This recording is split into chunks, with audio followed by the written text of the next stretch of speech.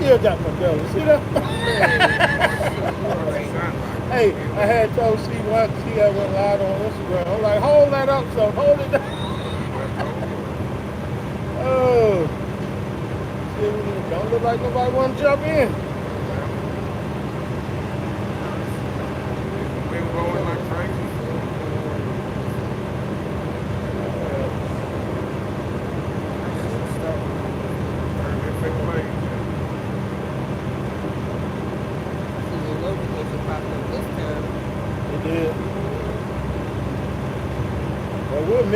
What up, YouTube? Just catch it on the replay. What gangsta G Wade? I found big money. Yeah. I found big money over here for. Hey, over here with this Rica Cherri. Anybody don't know, Rica been doing open platform for how long now? 2024, so about a year and a half, almost 2 years. And she done ran through the game because now she's doing low-boy freight. Yeah, she's running through. Yeah, they ain't want nothing, they hung up. But I wish you would have left a lot of your content up because I still have a lot of young ladies reaching out to me and I direct them to you. You be so negative, man. And everybody think I'm just like this angry little person, and I'm not. But don't get me wrong. You ask for it, I'm gonna give it to you. I'm gonna give it to you. Period. Point blank. Oh, but I don't like doing that all the time and being just pissed off and angry or upset. I don't like that. Yeah. So I kind of just backed off it or whatever. And I took everything down. I was gonna take everything else down. And the other day I'm like, maybe I should leave it up and just put up the useful stuff. But I ain't make time for it yet. Yeah. Hey, somebody let us know how we sound. I don't know how that sound is. Can y'all hear us okay? Yeah, I don't know how to go to my own channel. Hold on.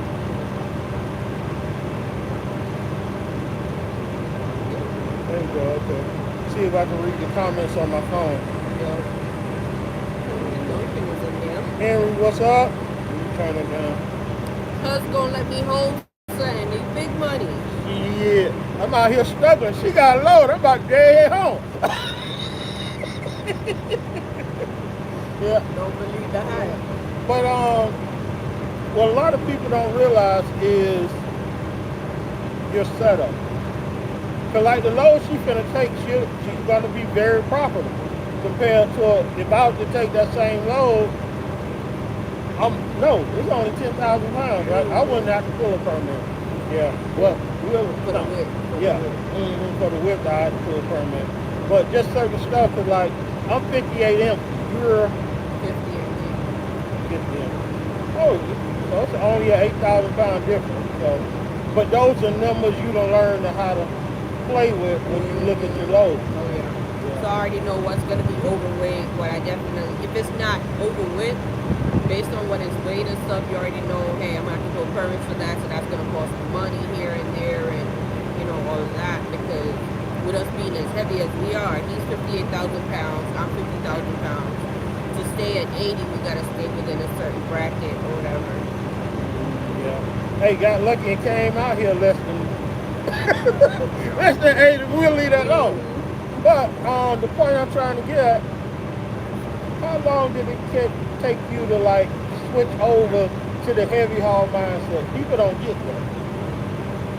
So I've always loved open platform. I let people talk me out of it. I let the men talk me out of it.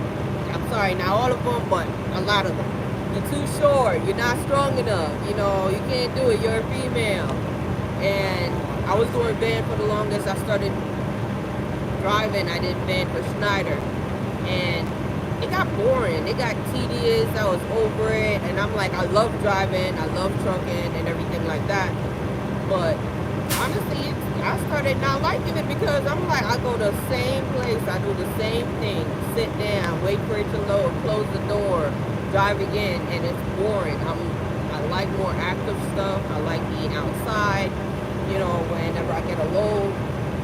Now, when I made the switch over, it was fun because it's like a puzzle. You got to figure out how to do it the right way, what to use on your loads and stuff. Whether it's chain straps, how many to use, and how to do it to make sure it stays on your trailer and nobody gets hurt. So I like it. I like it a lot. And once I started open platform, I'm like, sure, I'm gonna just keep going. And I'm like, you know, I did the regular stuff, and then I'm like, okay, well, touch oversized. Then I could do up to 10 wide. Then I'm like, okay, let's do up to 11 wide, do up to 12 wide, do up to 14 wide. Now I'm doing wider and higher loads and stuff like that, where I need like escorts, which are chase and pull cars. And it's fun doing that stuff. I'm not gonna lie. It's very serious. It's not just like, oh yeah, just grab it and go. It's very serious. It's very technical, but it's interesting at the same time, and I love it. So when you take a load, once again, what are you looking at? Like when you see that load, what are you looking at? I look at one, what it is. What it is don't bother me so much is, okay, how am I gonna profit from it though? You can see a load that's like a lot of money and everything like that, but the most I could carry is 30,000 pounds without being overweight. So I'm looking at the weight of the load. I'm looking at the dimension of the load. So if it's certain width, you don't need cars. If it's under a certain width or whatever, you can run it by yourself. If it's overweight, you know you need permits for weight, width. If it's over height, you need permits for weight, width, height. You need cars, what you need, what time you can run. Some states allow you to run 24/7. Some states don't. It's sun up, sundown, 30 minutes before, 30 minutes after. So it's a lot of state rules, federal laws that you have to follow when you're doing this. Because them heavy haul tickets ain't cheap. No, they're not. No, they're not. And they will shut you down. And yeah, you don't want that. And planning. Planning is very serious. Definitely that. Especially when you really long or really wide, and certain fuel stops you can't go to. Exactly. So, or you gotta drop your trailer to get fuel and stuff like that. Oh yeah. I've been there. And then every gas station ain't made for us. Every truck stop not made for us. So definitely gotta plan your trip pretty good. Yeah. What reactions do you get being out here? Shock and awe. No, I'm so serious. Shock and awe. People are like, you driving that truck? You know, I'll be there at a traffic light or something and somebody starts just blowing their horn, blah, blah, blah, blah, blah, blah. And I look over and it's like, girl, yeah, I see you, girl. Yeah, girl, get it. And I'm like, oh, thank you. But a lot of people are impressed that a female is doing it, a black female at that. You don't see a lot of us out here doing it. Don't see a lot of females, don't see a lot of black females in general. And they assume that, you know, a female trucker just gotta be like this burly, like, no. I get my hair done, I do my nails. Sometimes I'm cute, sometimes I'm not, you know, but I get the job done. And that's what really matters. Talking to another driver said, people see you out there. And that's the thing. He's like, oh, Nathan knows a lot of people, right, in the industry, because he's been doing it longer than me. Me, I don't really know a lot of people, so I kind of keep to myself. I come, I do my job. If I see another BC, I'll be like, you know, some people talk to you, some people don't. But I just go about my business. I come, I do my work, and I'm like, all right, I'm out. But like you said, his friend was like, oh, I seen her. She was doing this load and this. And I'm like, wait, who seen me? What? Who seen me? So people do see me. They notice me because, like I said, I'm a female out here. It's not a lot of us, so they do notice me. Oh, who's that? Oh, I seen her. She was doing this, and now she's doing that. So people do pay attention a lot when you're in this part of the industry and stuff like that. Yeah, it's an oddity. It's an oddity. What's the most exciting load you did so far? Okay, so it all the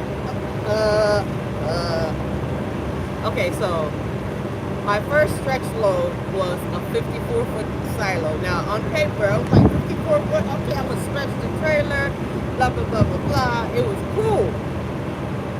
On paper. It was my first stretch load. On paper, I'm like, 54 foot, that ain't going to be bad. The trailer go to 56, whatever, right? Man, when I had to stretch that thing, because where I picked up in Sunnyvale, Texas, and I had to go to North Carolina. They were building this new cement plant.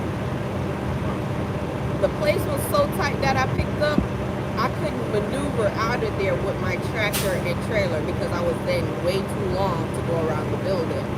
I had to drop the trailer, they had to put a yard dog on it and get it out. And even with the yard dog, it was so extremely tight. They ended up having to move a lot of stuff out the way just to get it out. The back roads on that trip was interesting and stuff, so that was one of my most interesting loads.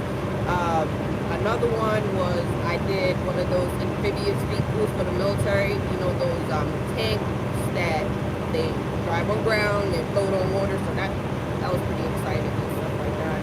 Now to back up just a little bit, the bigger you are, the more out of route you're going. Yes, I realized that. I mean, I was on all the back roads in Tennessee and North Carolina, and it sucked. Yeah. But I did it, and everything went on. So you take that in kind of accountability, or I forgot the word.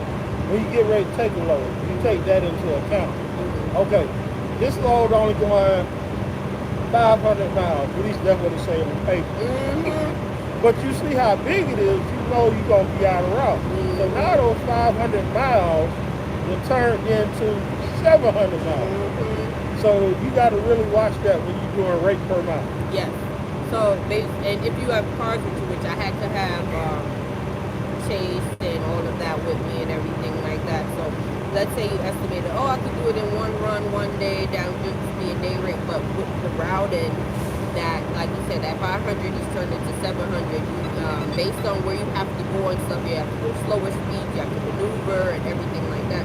It's going to take a lot longer than the 500 miles, or I could just get it done in a day because it's not a straight shot. Maybe you have to go up over some mountains and come back down. And I mean, these detours are serious, and they're not just a mile detour or whatever. You're detouring like 200 miles to come around something, you know, and it's wild. Like the amphibious vehicle, they had this whole thing with going from California to Arizona, and you couldn't cross on 10. So I had to go all up in the mountains. It was like 180 miles and come back down through Arizona before I had to go back on 10. So it's a lot. That's something else you have to take into consideration. Your terrain.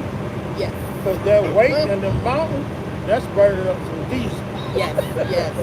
And also the load itself, because that silo, the roads they put me on, now when you're stretched, your trailer is kind of flexing, I found out.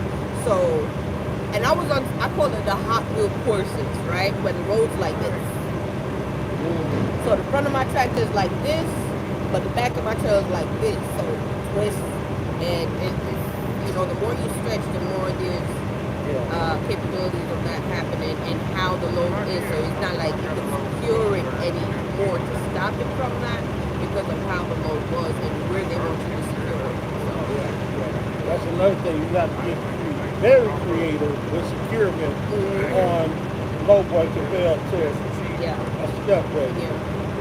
Any advice you'll give to people? Because everybody wants to come into heavy haul. Everybody don't have the temperament to come to heavy haul. It takes a lot of patience, I'm telling you now. Because it's a totally different ball game. More sitting and waiting, more deadheading, a totally different market from what you used to. Any advice you'll give drivers? Because I tell them, don't come over there. Stay with you. There's enough else over there now. You're bringing down the rate. But any advice you give? You have to be serious about it. And honestly, you have to love it, not just the money. Like, people do stuff and it's like, I want more money, and they'll do it. but they don't have the drive for it. They don't have the love for it. So they're not going to do it to the best of their ability. And like I said, I love my job. I love what I do.